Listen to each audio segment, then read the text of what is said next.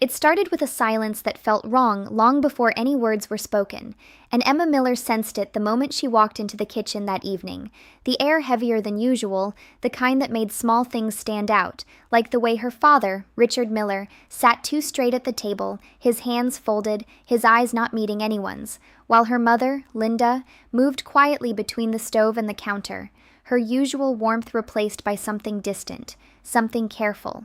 And Emma paused for a second, watching them both, feeling that quiet tension settle in her chest, but she said nothing, choosing instead to sit down, hoping it would pass like so many unspoken moments before. Yet it didn't, because when they finally gathered around the table, nothing flowed naturally. Not the conversation, not the laughter, not even the small talk. And her younger brother Noah tried once or twice to lighten the mood, mentioning something about school, but his voice faded quickly when no one really responded. And then came the moment that would change everything, when Richard cleared his throat, slow and deliberate, and said he needed to talk. And those simple words made Emma's heart beat faster, because she knew, without knowing how, that this was not going to be something small. And when he began to speak, his voice calm but distant, explaining that he had been thinking about his life, about what he wanted, Emma felt a strange chill, because it sounded like the beginning of something final, something already decided. And when he said he didn't think he could stay in the marriage anymore, the world seemed to pause, just for a second, as if even time needed to catch up with what had just been said. And Emma looked at her mother, expecting anger, tears, something, but Linda just stared at him, her face still, her eyes searching his as if trying to find the man she thought she knew. And then came the second blow, quieter, but deeper, when Richard admitted there was someone else, and that was the moment everything broke. Not loudly, not with shouting, but in a quiet, painful way that settled into the room like a truth no one could escape. And Emma felt it inside her, a mix of shock and disbelief, because her father, the man she had trusted, the one who had always seemed steady, had been living another life without them knowing. And as questions started to form in her mind, her brother spoke first, his voice sharp, asking how long, demanding answers. But Richard's responses were calm, almost too calm, as if he had already made peace with everything while the rest of them were just beginning to understand it. And Linda finally stood up, her voice soft but shaking, saying she needed a moment before leaving the room, and Emma watched her go, feeling a deep ache in her chest, because her mother had always been the quiet strength of their family, and seeing her walk away like that made everything feel more real, more serious, and Emma couldn't stay silent anymore. She asked her father how he could think this was better for everyone, how he could sit there and say those words as if honesty erased the hurt, and Richard tried to explain, saying he didn't want to live a life that wasn't true, but his words felt distant, disconnected from the pain he had caused, and Emma realized then that he had already moved forward in his mind, while they were still standing in the middle of something broken, trying to understand how it happened. And the more she looked at him, the more she saw not just her father, but a stranger, someone who had made choices that didn't include them, someone who had quietly stepped away long before this conversation ever began. And that realization hurt more than the words themselves, because it meant this moment was not sudden. It was the result of time, of secrets, of distance that had grown unnoticed. And as the silence returned to the room, heavier than before, Emma felt something shift inside her, a quiet understanding that their family, the one she had always believed in, would not be the same again, no matter what happened next. And as she sat there, looking at the empty doorway where her mother had disappeared, she knew that this was only the beginning of something much larger, something that would test all of them in ways they weren't ready for. And the hardest part was not just accepting what her father had done, but facing the question that now stood in front of her. What happens to a family when the person who was supposed to hold it together is the one who lets it fall apart?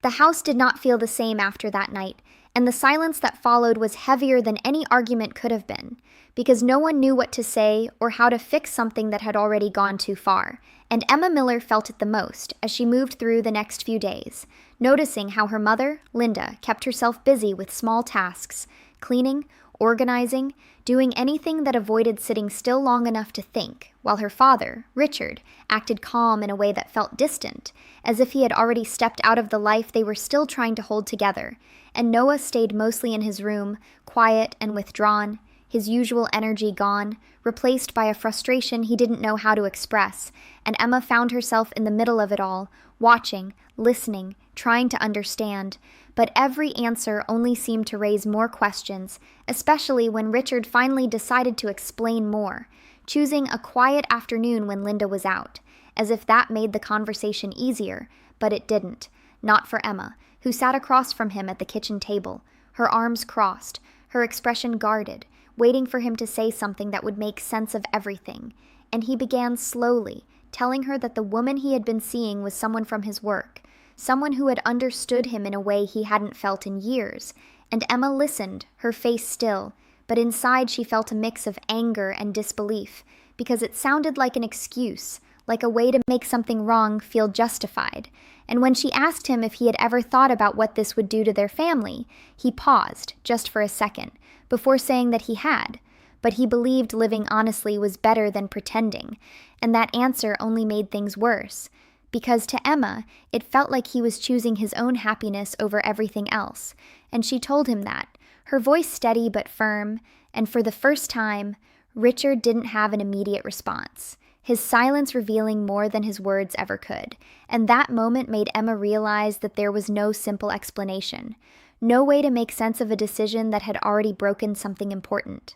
Later that evening, Linda returned home, her expression calm but distant, and when she saw Emma, she gave a small, tired smile, one that didn't reach her eyes, and Emma felt her heart ache, because her mother had always been strong, always the one who kept things steady, and now she looked like someone trying to hold herself together in a situation she never expected to face, and they sat together in the living room, the quiet stretching between them until Linda finally spoke, her voice soft but clear, saying that Richard had told her everything, that he had been planning this for a while, and that he intended to leave, not just emotionally, but physically, and Emma felt a sharp pain at those words, because hearing it made it real in a way nothing else had, and she asked her mother what she was going to do, and Linda took a moment before answering, as if choosing her words carefully, saying that she didn't know yet, but she knew one thing for certain. She wouldn't beg someone to stay who had already decided to leave, and there was a quiet strength in that statement, something that made Emma look at her differently,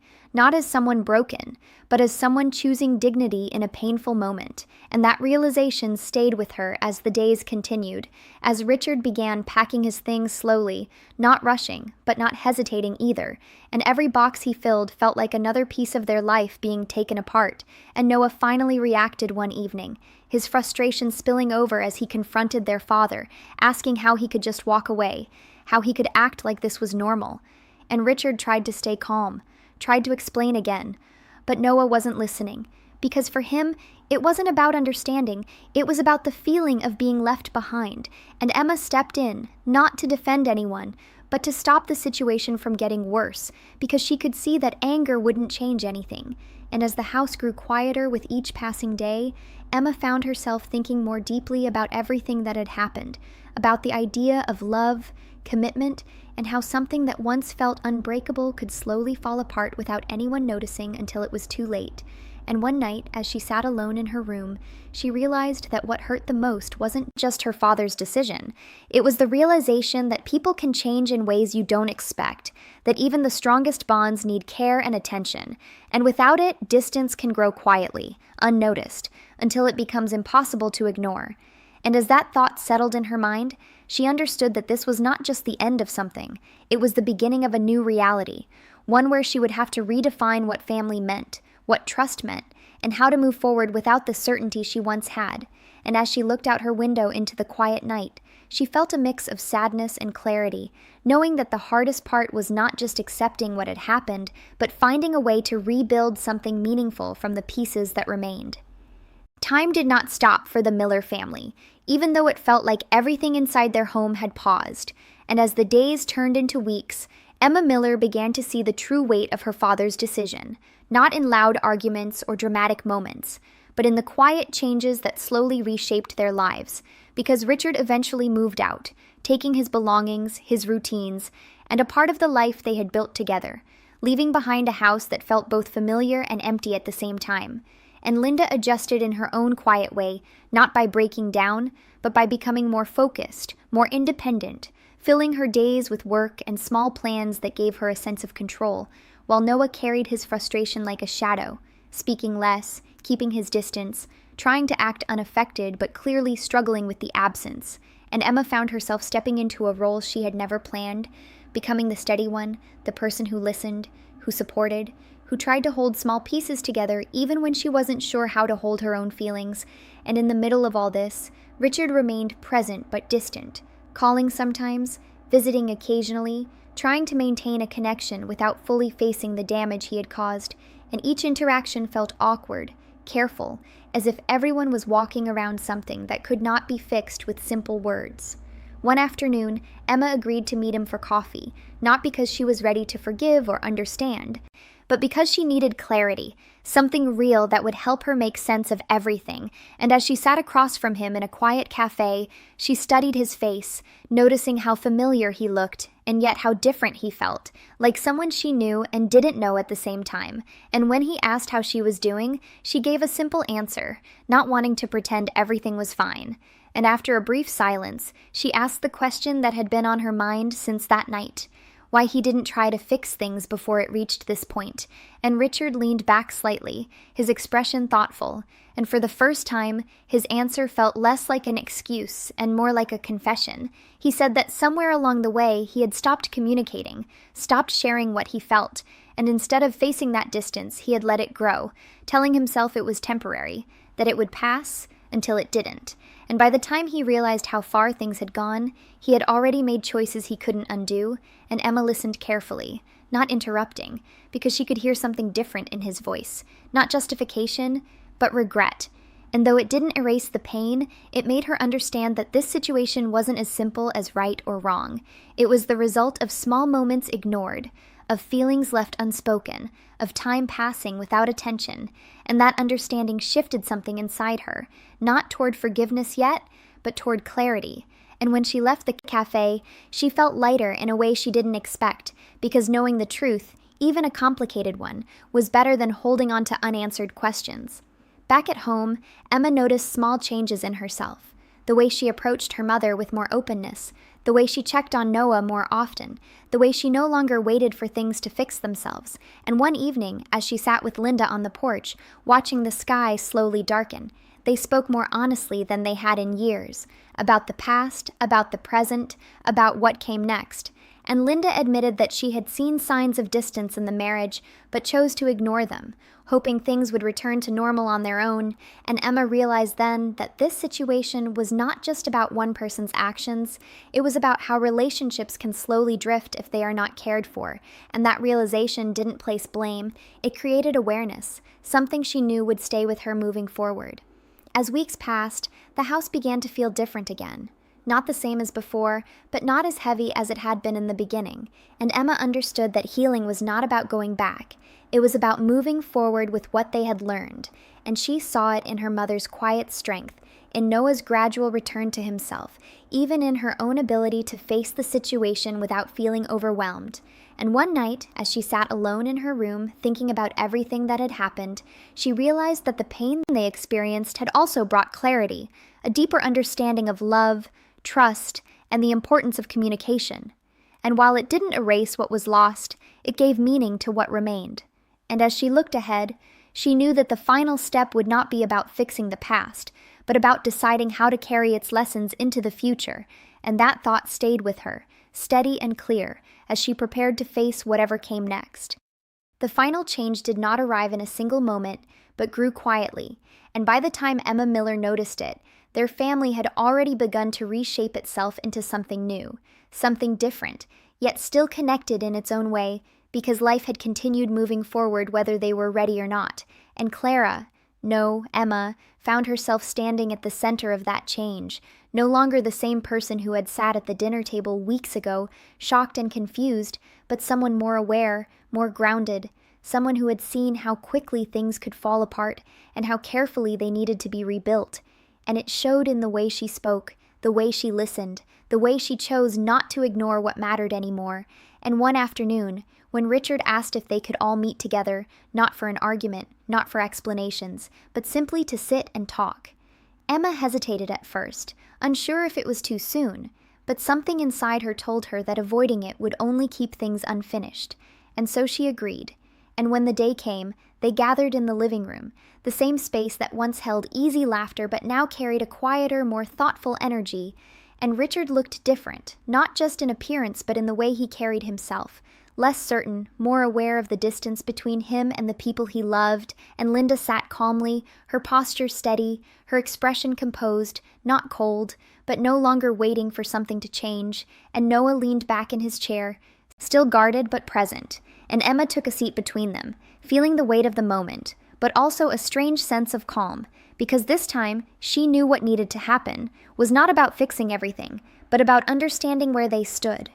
Richard spoke first, his voice softer than before, not trying to justify or explain, but simply acknowledging what had happened, saying that he knew he had hurt them, that he knew trust had been broken, and that he didn't expect things to go back to how they were. But he wanted to be honest moving forward, to stay connected in whatever way they were willing to accept. And there was no defense in his words this time, only responsibility.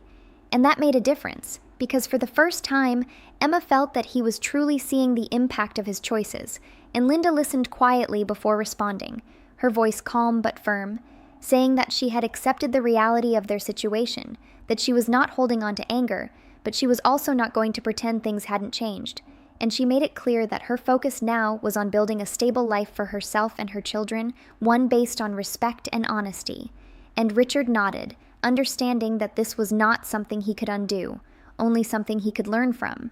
Noah spoke next, his tone still edged with frustration, but less explosive than before, saying that he didn't understand everything, and maybe he never would, but he didn't want to carry anger forever. And that statement, simple as it was, marked a shift, because it showed that even pain could soften with time. And Emma listened to all of this, feeling something settle inside her, a quiet acceptance that their family was not broken beyond repair, just changed. And when it was her turn to speak, she chose her words carefully, saying that what hurt the most was not just what had happened, but how it had been hidden, how silence had allowed distance to grow, and she made it clear that moving forward, honesty was not optional. It was necessary because without it, trust could not exist. And as she spoke, she realized that she was no longer speaking from confusion or anger, but from clarity, from a place of understanding shaped by everything they had been through.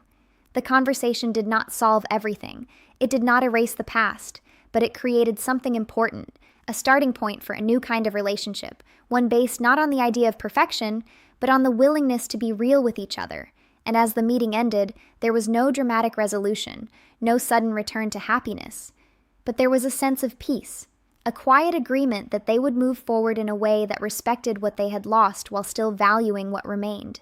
And later that evening, as Emma stood outside, looking up at the sky as it slowly darkened, she thought about how much had changed in such a short time, how one moment had shifted everything, and yet, within that change, they had found something meaningful, something stronger than before, not because it was perfect, but because it was honest. And as she took a deep breath, feeling the cool air around her, she understood that families are not defined by the absence of mistakes, but by how they choose to face them. And though their story had been shaped by betrayal and heartbreak, it did not end there. It continued, quietly, steadily, in the choices they made each day to rebuild, to understand, and to move forward with greater care. And for the first time since that night, Emma felt certain that even though their family would never be the same again, it could still be something real, something worth holding on to, and that realization gave her a sense of peace she hadn't thought possible.